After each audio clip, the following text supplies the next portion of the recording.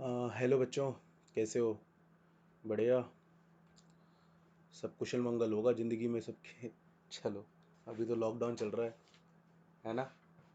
चलो आगे शुरू करते हैं, ठीक है? तो जैसे कि पिछले वीडियो जो मैंने बनाई थी, ठीक है, तो उसमें मैंने बात बात कर रहा था। पहले क्या बात कर रहा था? हमारा हमारा चैप्टर कौन चल रहा है? Nature and scope of human geography, ठीक है। तो पिछले वीडियो में हमने क्या बात करी थी? हमने डेफिनेशन देखा था ह्यूमन जोग्राफी का, कि ह्यूमन जोग्राफी बेसिकली है क्या, ठीक है। तो हमने क्या जाना था? ह्यूमन जोग्राफी क्या है? ह्यूमन जोग्राफी बेसिकली क्या है? इज अ स्टडी, ठीक है, of relationship between humans and physical environment और नेचर। यानी कि एक संबंध है, एक रिलेशनशिप है ह्यूमंस का उसके नेचर या इन्वायरमेंट के साथ, ठीक है, उसके प्रकृति के साथ, ठीक है। तो इसमें कुछ कंसेप्ट आते हैं, ठीक है, जिसमें पहला कंसेप्ट आपका है इन्वायरमेंटल डिटर्मिनिज्म। नाम से क्या समझ में पहले आपको आ रहा है? इन्वायरमेंट डिटरमाइन कर रहा है, इन्वायरमेंटल डिटर्मिनिज्म समझेंगे और डिटेल में इसको ज़रा, ठीक है। तो पहले बात, ये कंसेप्ट दिया किसने? ऐसा कहा जाता है कि ये कंसेप्ट जर्मन्स ने दिया, क्योंकि इन्वायरमेंटलिस्ट का जो कंसेप्ट था वो सबसे पहले जर्मन्स ने दिया था। इसलिए हम कह देते हैं कि इन्वायरमेंटल डिटर्मिनिज्म का कंसेप्ट भी जर्मन्स के द्वारा ही दिया गया था, ठीक बा? आगे चला जाएगा। तो इसमें क्या क्या कहा गया है?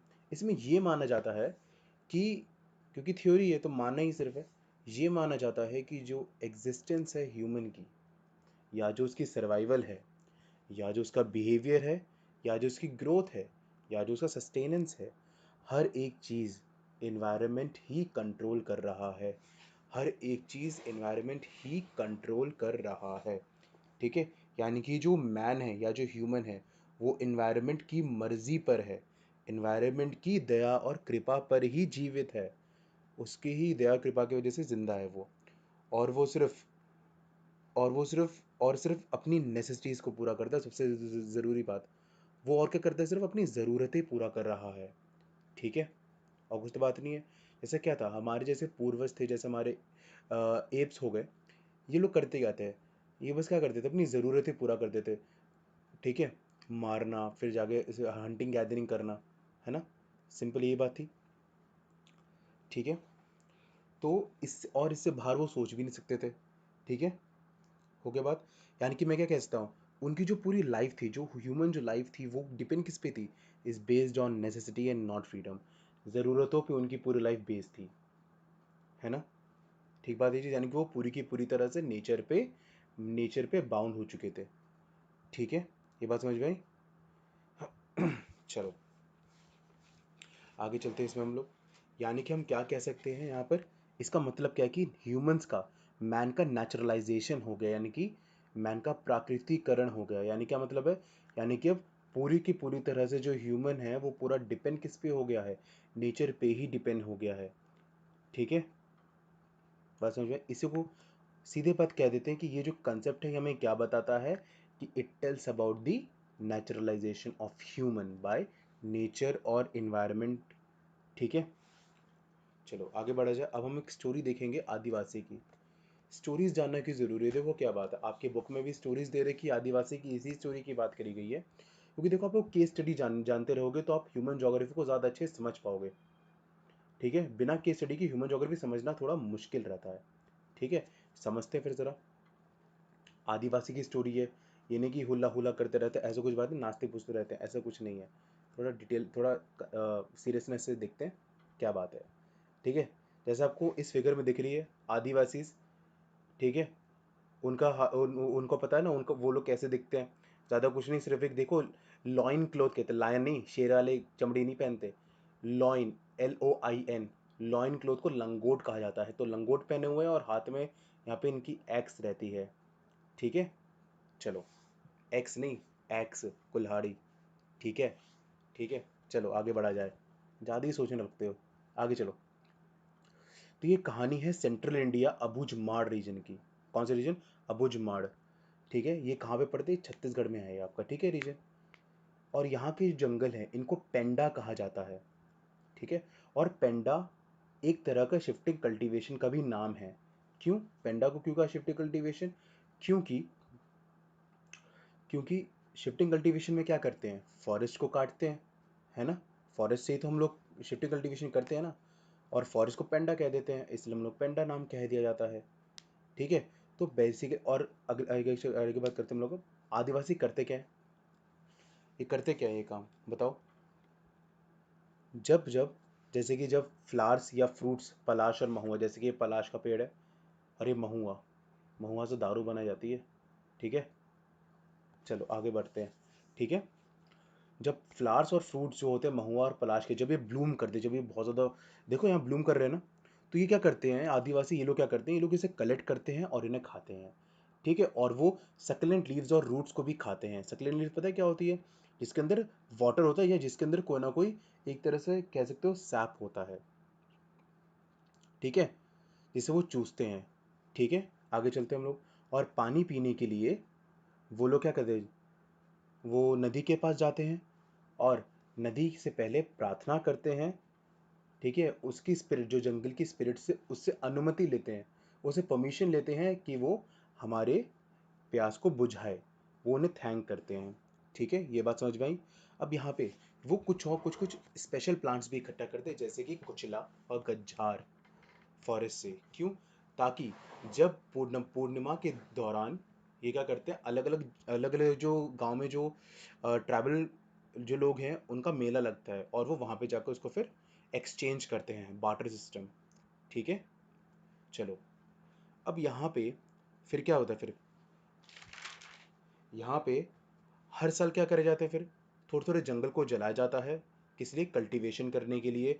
और जो राख होती है, राख को ही नेचुरल फर्टिलिटी के लिए रखा जाता है।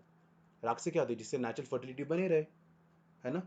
जला दिया फॉरेस्ट को और जो राख बची उसको ऐसे ही छोड़ दिया, और कुछ महीनों बाद ठीक है, यहाँ पे फिर खेती की जाती है। लेकिन 2 से 3 साल बाद ये सॉइल पूरी की पूरी तरह क्या हो जाती है, बेकार हो जाती है, बंजर हो जाती है। क्यों? क्योंकि ये लोग कोई भी, क्योंकि नेचुरल फर्टिलिटी कर रहे हैं, ना ही कोई फर्टिलाइजर का यूज़, ना गोबर का यूज़, किसी चीज़ का यूज़ ही नहीं हो रहा, ना मैन्योर का यूज़। तो क्या होता है, पूरी की पूरी सॉइल फर्टिलिटी खत्म हो गई, तो सॉइल बर्बाद हो गई, है ना। फिर क्या करते हैं, फिर ये लोग नए एरिया को सर्च करते हैं, देन जाके फिर वहाँ पे भी सेम काम, स्लैश करते हैं पेड़ों को, देन उसे जलाते हैं। क्यों करते हैं ऐसा काम? ताकि वो अपने लाइफ को सपोर्ट कर सके, अपने लाइवलीहुड को बचा सके, जिंदा रहने के लिए बेसिकली। उनके हाथों में हैंड एक्स है, किस लिए? ताकि वो वुड्स को काट सके, है ना, और जानवरों से बचाव कर सके या जानवरों को मार सके। और साथ में क्या चीज़ है कि और आउटसाइडर से बच सकें। और जब आउटसाइडर्स आते हैं, जो बाहरी के लिए जो लोग आते हैं, जब उनके आते ही ये छुप जाते हैं। क्यों? क्योंकि उन्हें ऐसा ऐसा माना जाता है कि इन बाहरी लोगों के द्वारा इन्हें परेशान किया जा सकता है, इनको लूटा जा सकता है। ठीक है, जैसा कि आपको पता होगा कि जैसे कि अपने पिछले क्लास में हिस्ट्री के बुक में एक चैप्टर था, कन्फ्रंटेशन ऑफ कल्चर था।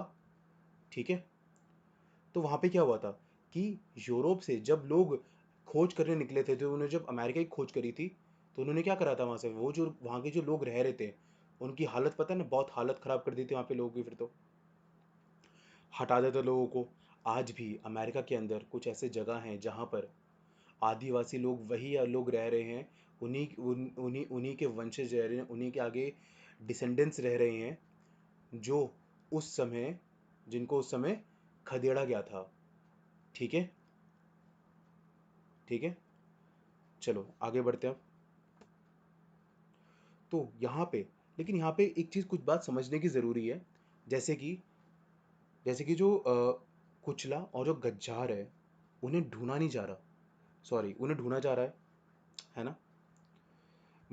इसका क्या मतलब है, यानी कि वो कल्टीवेट नहीं होते।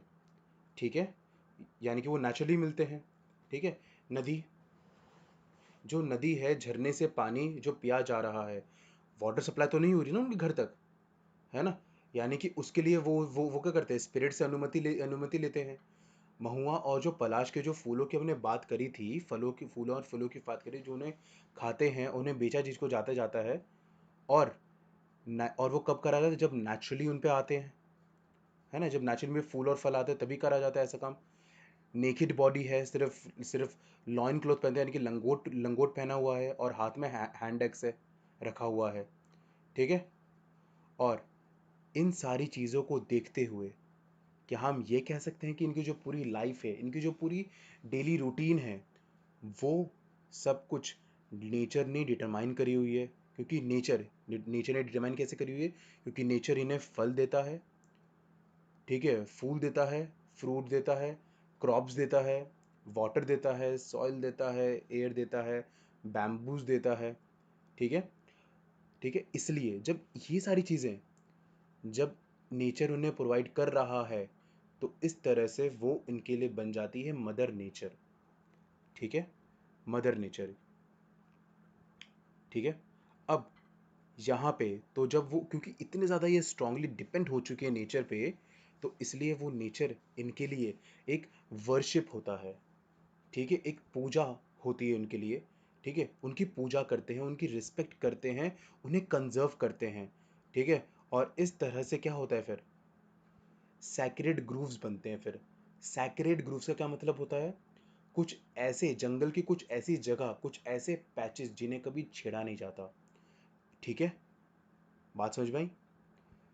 यानी कि क्या मैं इसे कह सकता हूँ कि पूरी की पूरी जो जो सारे जो लोग हैं, जो ह्यूमंस है, वो डिपेंड है नेचर पे, और यही चीज़ इन्वायरमेंटल डिटरमिनिज्म है। ठीक बात है ये चीज़? कोई दिक्कत इसमें नहीं हुई ना? चलो, लेकिन धीरे धीरे जैसे जैसे टाइम बीता, ठीक है, फिर क्या बात थी? फिर एक ही चीज़ सामने आई कि नहीं, ऐसी चीज़ें नहीं थी, कुछ और बात थी। वो क्या बात थी? टेक्नोलॉजी, ठीक है, तकनीक। ये तकनीक क्या थी, इसके बारे में हम अगली बार जानेंगे, ठीक है। बाय, ठीक है।